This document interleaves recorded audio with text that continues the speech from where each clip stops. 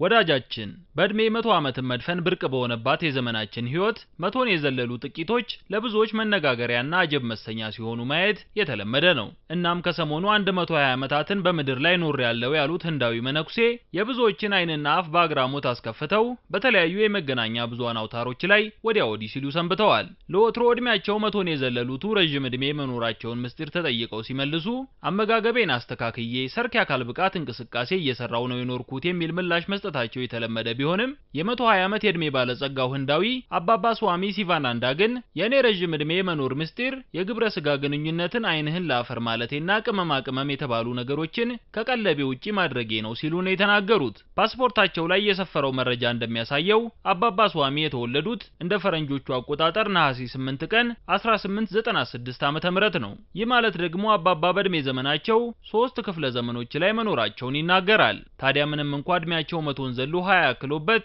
የ120 ዓመት አረጋዊ ቢሆኑም አባባ ስዋሚ ዛሬም ድረስ አካላቸውን እንደ ልብ ማዘዝ የሚችሉና ዮጋ የተባለውን የአካልና የመንፈስ ስፖርት በየቀኑ ለሰዓታት የሚያዘወትሩ የሂንዱ እምነት መነኩሴ ናቸው።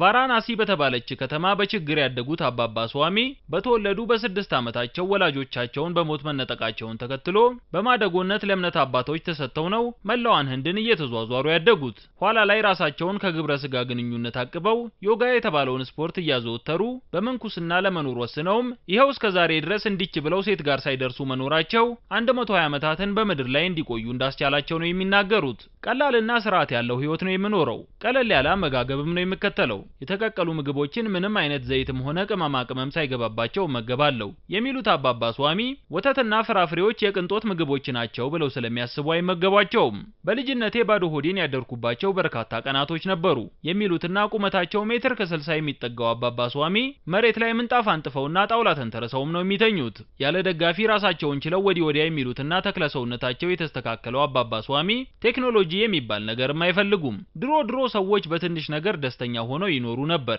አሁን ላይ ግን ሰዎች ደስተኛ አይደሉም፣ ጤናም የላቸውም እና ደግሞ ታማኝም አይደሉም። ይሄ ነገር ነው አብዝቶ ውስጤን የሚያመኝ ሲሉ ይናገራሉ።